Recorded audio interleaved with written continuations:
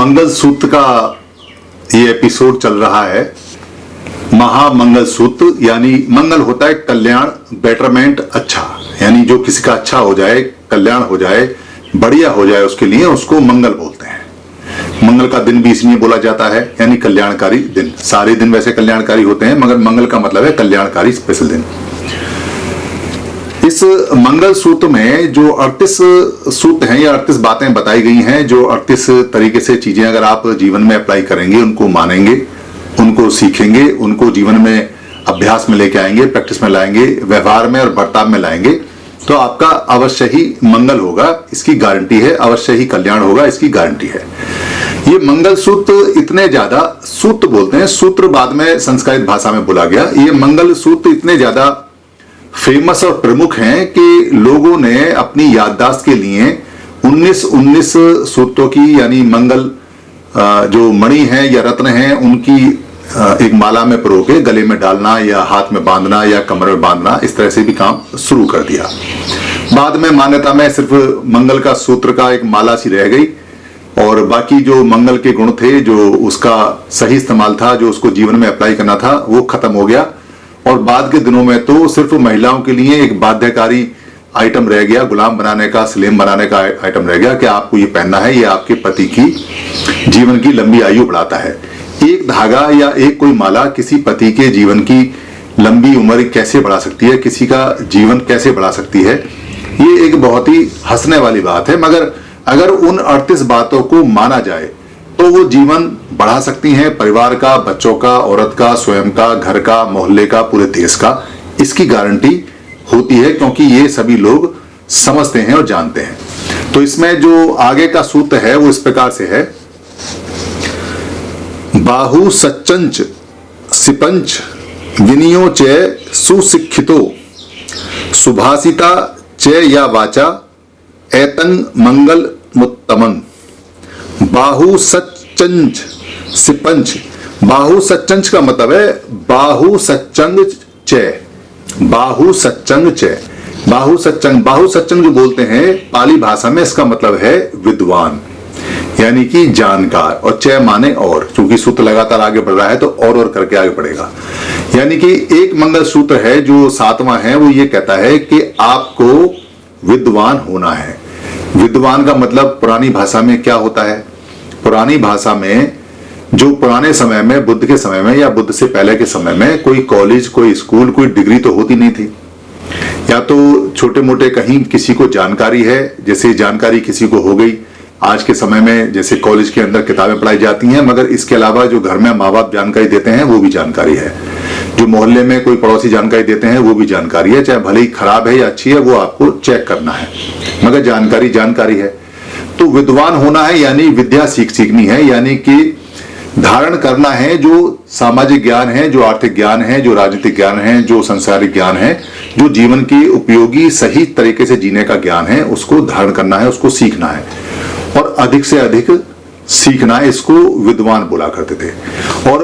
और भी अगर भाषा में गुण में जाएं तो विद्वान का मतलब होता था कि उस विद्या को, उसको धारण करेगा, उस ज्ञान को धारण करेगा जो पाप कर्म से रहित होगा, यानी कि पुण्य कर्म से होगा, जिसमें पाप ना हो, जिसमें चोरी ना हो, जिसमें शराब, नशा, पता, अफीम, चरस, गांजा ना हो, जिसके अंदर हिंसा ना हो, मारना ना हो, हत्या ना हो, जिसके अंदर कोई ऐसा व्यवचार ना हो जो किसी को परेशान करे, मन को दुखी के, या जैसे रिश्वत का है या आलस का है या चोरी चकारी का या झूठ बोलने का है, इस तरह का कोई व्यवहार ना हो।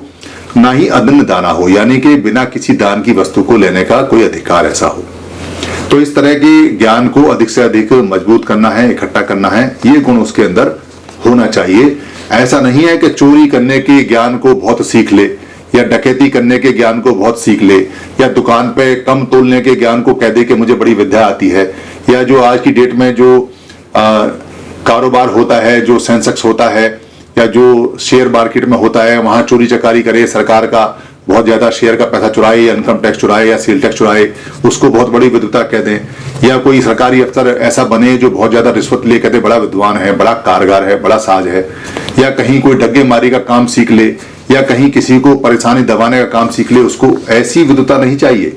इसमें करामात नहीं चाहिए। इसमें तो अगर करामात सीखता है तो ये पाप की और पाप कर्म की और पापी की निशानी है, इसको पाप विद्या बोलते हैं। तो सम्यक विद्या सीखनी है, सही विद्या सीखनी है। यह है महामंगल सूत्र का 7वां सूत्र। आगे कहता है सिप पंच। सिप पंच का मतलब है सिप चय, सिपंग चय, यानी सिप को और, जैसे इसको बोला कि बहु सच्चंग चय, यानी कि बहुत विद्वान होना चाहिए, बहुत शिक्षा ग्रहण करनी चाहिए सही। और सिपंच चय का मतलब है सिपंग माने हो गया शिल्प सीखनी चाहिए, आर्ट सीखनी चाहिए, क्राफ्ट सीखनी चाहिए। तो शिल्प क्या है? शिल्प है जो, क्योंकि उस समय जो इंडस्ट्री होती थी वो बहुत छोटी छोटी इंडस्ट्री होती थी। कैसी इंडस्ट्री होती थी? जैसे एक लकड़ी को छीलने का काम करता है, तो लकड़ी को छील के क्या बनाता है? बैलगाड़ी बनाता है, चौखट बनाता है, दरवाजे बनाता है, खिड़की बनाता है, या बच्चों के खिलौने बनाता है, या कोई खेत में उपयोग की चीज बनाता है, या कोई रथ बनाता है। इस तरह की चीजें लकड़ी को छील के बनाई जाती थी। या पानी लाने का सामान है, या तीर बनाने का सामान है। या जैसे बाद में उस समय तांबा आ गया, बताते हैं कि शायद लोहा भी आया नहीं आया, डिस्प्यूट है, मगर तांबे का तो पक्का है। तो तांबे का कोई बर्तन बना दिया, या तांबे का कोई सिक्का बना दिया, या तांबे की कोई चीज बना दी, इस तरह से शिल्प हो गया। या जो बांस है, बांस की बहुत सारी टोकरी बना दी, या बांस की बहुत सारी चीजें बना दी, कुर्सी बना दी, मेज बना दी बैठने के, तो बांस की शिल्प हो गई। या ये घास की शिल्प है, घास से कोई रस्सियां बना दी, बड़ी रस्सियां बना दी, रस्सियों का जाल बना दिया, जाल की झूला बना दी, इस तरह की शिल्प हो गई। तो ये सारे शिल्प में आते थे। जैसे लेदर का, चमड़े का काम होता था, तो चमड़े से जो घोड़े की या जानवर की कमान बनती थी, या उसकी ऊपर की जितनी भी साज सज्जा बनती थी, या उसकी बैठने की सीट बनती थी, या जो पानी की मशक बनती थी जिसमें पानी भर के लाते थे और लोग पानी पीते थे। ये ध्यान रखें कि मस्क से पानी बहुत आता था। मस्क उसको बोलते थे कि जैसे पूरा एक बड़ा जानवर है और वो मर गया, तो उसकी खाल को इस तरह से निकालते थे कि वो खाल नुकसान ना हो, उसको एक तरफ से छिलके और उसके अंदर पानी भर के लाया करते थे दूर दूर से, और वो पानी को लोग पिया करते थे। मस्क में पानी लेके आते थे और उस पानी को पीते थे। वो मस्क का पानी हमने भी बचपन में काफी पिया है, क्योंकि जो हमारे यहाँ नाली साफ करने के लिए लोग आते थे, तो एक नाली साफ करता था और दूसरा मस्क से पानी लाके नाली पे डालता था। ये नगर पालिका की ड्यूटी होती थी। तो मस्क से पानी पीते थे, कई बार मस्क का पानी जानवरों को भी है। तो ये बात बड़ी बेकार सी है कि लेदर में भरा हुआ पानी नहीं पीते थे। बहुत लोगों ने लेदर में भरा हुआ पानी पिया है। और पुराने समय में, और खास तौर से जहां रेगिस्तान या राजस्थान या गर्मी है, वहां तो सब जगह ही पानी का ही थैला होता था। पानी की बोतल होती थी जो चमड़े की बनी होती थी, यानी चमड़े की थैली में पानी को रखकर ऊंट पर या बैल पर या गाड़ी पर लेके जाया करते थे। मटके बहुत बाद में इस्तेमाल हुए हैं और टूट भी जाते थे। तो उसमें चमड़े की बोतल में पानी रख के पीना अच्छा और बढ़िया माना जाता था, क्योंकि पानी खराब नहीं होता था उसके अंदर।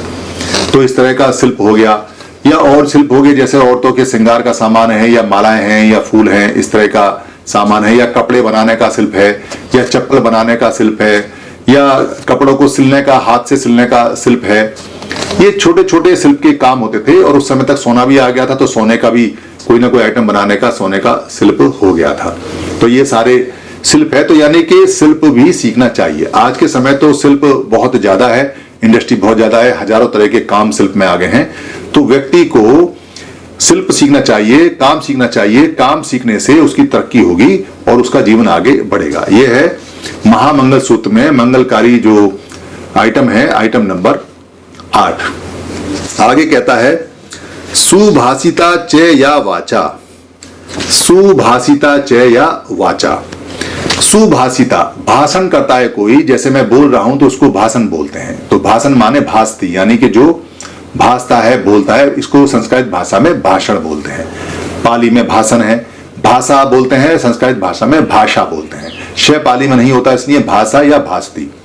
तो सुभाषती, जहां सु लग जाए इसका मतलब है अच्छा, बहुत लाभदायक और बहुत अच्छा बोलना चाहिए। सुभाषिता च या वाचा, यानी च माने और, वा माने या, वाचा माने वार्तालाप, यानी बात जो करते हैं। यानी कि वार्तालाप के अंदर जो वो होना चाहिए बहुत मधुर और मीठा होना चाहिए। ये उसके अंदर एक मंगलकारी गुण होना चाहिए, जो यहां गुण नंबर 9 है। अगर वो मीठा नहीं बोलेगा तो किसी आदमी के मन में उसके प्रति रेस्पेक्ट नहीं आएगी, प्यार नहीं आएगा, वो उसका हितैषी नहीं बनेगा। क्योंकि कड़वा अगर आप बोलेंगे तो इसका मतलब आपका मन कड़वा है, आप अंदर से कड़वे हैं। और अगर आप कड़वे हैं तो कड़वे आदमी से कौन बात करना चाहेगा, कड़वी चीज कौन खाना चाहता है। इसलिए जब आप मीठा बोलेंगे तो सामने वाले को एक इंप्रेशन जाता है कि ये व्यक्ति या ये महिला बहुत अच्छी है, चाहे भले ही वो आपका काम करे ना करे, आपका क्या जा रहा है। तो इसलिए आप मीठा बोलेंगे तो आप लाभदायक रहेंगे, आपका परिवार लाभदायक रहेगा। तो मीठा वहां तक बोलिए जहां तक लाभदायक है। कई बार बच्चे को आप कटुता से बोलते हैं, बहुत ज्यादा कठोरता से बोलते हैं, तो कठोरता होनी चाहिए, कटुता नहीं होनी चाहिए। क्योंकि बच्चा अगर किसी बात को नहीं समझ रहा है और मीठा बोलने से वो उसको लिबर्टी ले रहा है, आजादी ले रहा है, और वो समझता है कि मीठा बोला मुझे क्या कहा, तो आपको जोर से बोलना चाहिए, मगर कटुता से नहीं, कठोरता से। जोर से तो बोले मगर मन के अंदर मैल ना लाएं। यानी कि सामने वाले को, क्योंकि आपका परिवार है, आपका बच्चा है, आपको ठीक भी करना है, मगर सामने जब आप बोलते हैं, किसी से जाते हैं, तो हमेशा मधुर ही बोलिए। मधुर बोलने का हमेशा फायदा होता है। यह है महामंगल उत्तम सूत्र का 9वां भाग। 7, 8, 9 आज इसमें विनय के नियम वो होते हैं जो दुनिया के लिए बहुत अच्छे होते हैं और आपके जीवन के लिए हमेशा लाभकारी होते हैं। यानी रूल ऑफ कंडक्ट, आपके बिहेवियर के नियम, आपके व्यवहार के नियम, जो हमेशा आपके व्यवहार को ये बताते हैं कि ये व्यवहार अभी अच्छा हो रहा है या नहीं। जब भी आप विनय के नियम तोड़ेंगे, इसका मतलब यह है कि आपका व्यवहार ठीक नहीं है। और सुशिक्षितों का मतलब है अच्छी तरह से शिक्षित होना चाहिए। अब शिक्षित जो हैं, पंजाब के अंदर बहुत सारे सिख हैं, वो सारे पुराने समय के शिक्षित लोग हैं जो 5 बातें नहीं करते। यानी कि जो चोरी नहीं करते, जो व्यभिचार नहीं करते, जो हत्या नहीं करते, जो झूठ नहीं बोलते और जो शराब नहीं पीते। जो 5 लोग इस काम ये नहीं करते थे उनको सिख बोला जाता था। और जो अच्छी तरह से इस काम को नहीं करते हैं और औरों को भी सिखाते हैं, उनको सुशिक्षित बोला जाता है। यानी कि अच्छी प्रकार से शिक्षित होना चाहिए। तो शिक्षा जो है वो अच्छी प्रकार से होनी चाहिए। और शिक्षा का मतलब है कि वो सारी बुराई आपके अंदर नहीं आनी चाहिए जो समाज और देश और आपके परिवार और आपके लिए बुरी हैं। और वो सारी अच्छी बातें सीखनी है आपको जो आपके लिए, आपके परिवार के लिए, आपके मोहल्ले के लिए, आपके पड़ोस के लिए, आपके राज्य के लिए और आपके देश और दुनिया के लिए ठीक है। तो ये है जो नियम है यहाँ 7, 8, 9, 10, 11 पूरे के पूरे नियम यहाँ ये बताए गए हैं। जो महामंगल सूत्र में जो चौथा सूत्र है उसके हिसाब से आता है एतंग मंगल मुत्तमंग, ये मंगल में उत्तम हैं, यानी मंगलों में ये उत्तम हैं। ये है महामंगल मुत्तमंग या महामंगल सूत्र। धन्यवाद। आपने मंगल सूत्र का नाम सुना होगा, बड़ी बड़ी इमोशनल पिक्चर आती हैं मंगल सूत्र के ऊपर। स्त्री अपनी जान देने को तैयार होती है, मगर जब विलेन यानी जो खलनायक होता है अगर वो मंगल सूत्र पे हाथ डाले तो हीरो को गुस्सा आ जाता है। जो महिला है वो आग बबूला हो जाती है, उसमें शक्ति आ जाती है। मेरा मंगल सूत्र छीना तो समझो मेरे पति के प्राण छीन लिए। ऐसी महिमा मंडित करके मंगल सूत्र की डालते हैं ताकि मंगल सूत्र बिके और व्यापार चले। क्योंकि मंगल सूत्र में जो मनके होते हैं यानी कि जो मणि होती हैं, काले काले मोती होते हैं, वो भी तुलते हैं सोने के साथ में, उनका पैसा लगता है तो उसमें अच्छी कमाई ज़्यादा होती है। मंगलसूत्र बेसिकली एक गले में पहनने का ऐसा एक आभूषण है, एक ऐसा विभूषण है जिसमें काले मनके लगे होते हैं और ट्रेडिशनली तो पीला धागा होना चाहिए, अभी सोने में भी वो आता है। मैंने बहुत छाना मगर मंगलसूत्र के बारे में आपको इससे ज़्यादा जानकारी कोई देगा नहीं। बेसिकली मंगलसूत्र जो है वो पुरुषों के और महिलाओं के यानी कि जो नर हैं और नारी हैं दोनों के ही पहनने की चीज है। बच्चे भी पहन सकते हैं, बूढ़े भी पहन सकते हैं, सभी पहन सकते हैं, क्योंकि मंगलसूत्र बहुत कमाल की चीज है, उसको पहनना चाहिए। और अगर आप उसे पहनते भी नहीं है तो कोई बात नहीं, मगर उसे मानना जरूर चाहिए, उसकी प्रैक्टिस जरूर करनी चाहिए। अगर मंगलसूत्र को आप मानते नहीं है, प्रैक्टिस नहीं करते तो सच में आपकी जान को खतरा रहता है, चाहे आप नर हैं या नारी हैं या बच्चे हैं या पुरुष हैं या कोई भी आप हैं। मंगल सूत्र का मतलब है जो कल्याण करे यानी मंगल, और सूत्र यहां बोला जाता है, पाली में इसको सूत्र बोलते हैं, यानी कि ऐसे वचन ऐसी बात जो आपका कल्याण करे। और अगर महा लगा दें पहले तो महामंगल सूत्र हो जाता है, यानी कि बड़े कल्याण करने वाले, अच्छा करने वाले सूत्र।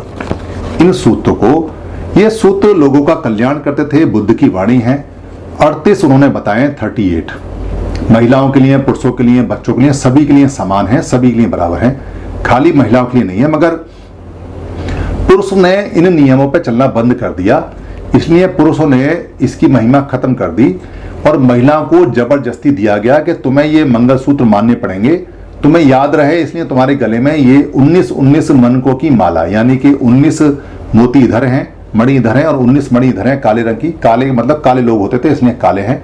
और पीले धागे का मतलब है क्योंकि बुद्ध का जो रंग मानते हैं वो भगवा कलर को पीला रंग भी बोल देते हैं। भगवा कलर का धागा यानी बुद्ध के वचन है, बुद्ध ने बताया है। तो मंगल सूत्र का मतलब है कि 38 वो बातें जो काले लोगों की हैं और जो भगवान ने बताई हैं, इसलिए पीले धागे में हैं। आपको याद रहे इसलिए उनको 38 मनकों को आप गले में डाल लीजिए और बीच में एक धम्म चक्र डाल लीजिए जो बाद में आया, तो आपको याद रहेगा कि ये धम्म की बातें हैं, कल्याण की बातें हैं। ये उसका प्रतीक बना। जब लोगों ने उन बातों पर चलना छोड़ दिया तो खाली ट्रेडिशन रह गया, परंपरा रह गई। लोग ये तो भूल गए कि वो मंगल क्या थे, मंगल सूत्र क्या थे, मंगल वचन क्या थे, वो कौन सी कल्याणकारी बातें थी, वो कौन सी गुड टॉक्स थी, गुड थिंग्स थी जो हमें 38 थी, 38 थी अप्लाई करनी थी। वो गले में 38 मन के बांध के बस काम खत्म हो गया और बाद में व्यापार में बदल गया। जितना जिसको बड़ा मंगलसूत्र जो ले सकता है, सुनार जो थे, जो स्वर्णकार थे, उनके मजे आ गए, वो वहां अपना धंधा करने लगे और उसके हिसाब से उनके मंगलसूत्र बिकने लगे। फिर ट्रेडिशन बन गया और फिर मंगलसूत्र को पति की जीवन से जोड़ दिया। बेसिकली तो पति अगर उन पे चलेगा तो उसका जीवन बचेगा, पति अगर नहीं चलेगा तो पति का जीवन खतरे में रहेगा। ऐसे ही अगर स्त्री उन 38 सूत्रों को मानेगी, 38 बातों को मानेगी तो उसका जीवन कल्याणकारी रहेगा, वरना तो डामाडोल रहेगा, खत्म सा रहेगा, चाहे वो सांस लेते रहे या जीवित रहे। तो वो जो मंगल सूत्र हैं या महामंगल सूत्र हैं, वो सारे मंगल सूत्र भगवान बुद्ध ने बताए हैं। आप सभी से ये निवेदन है कि अगर आपको ये वीडियो अच्छी लगती है या बाकी वीडियो अच्छी लगी हैं और आपको लगता है कि धम्म की वीडियो किसी को और मिलनी चाहिए या किसी को गिफ्ट में भेजनी चाहिए या किसी भाषा में कन्वर्ट करके आगे बढ़ानी चाहिए या प्रिंट में किताब में छापनी चाहिए या इसकी जो ऑडियो है उसे निकाल के भेजना चाहिए या इसका किसी पार्ट को इस्तेमाल करना चाहिए, तो आपको लिबर्टी है, आपको छूट है। ये सभी कॉपीराइट फ्री हैं। आप अपने फेसबुक पे, अपने पेज पे, अपने ट्विटर पे या अपने हैंडल पे या लिंक को कहीं भी शेयर कर सकते हैं, कहीं भी चला सकते हैं। आप यूट्यूब पे भी चला सकते हैं, अपने नाम से चला सकते हैं। इसके लिए इजाजत लेने की या परमिशन लेने की बिल्कुल भी जरूरत नहीं है। आप इसको अपना मान के चलाएं क्योंकि धम्म सबका है। हम जो बताते हैं वो भगवान बुद्ध का है या महापुरुषों का है, उन्हीं की बात को सरल भाषा में बताते हैं।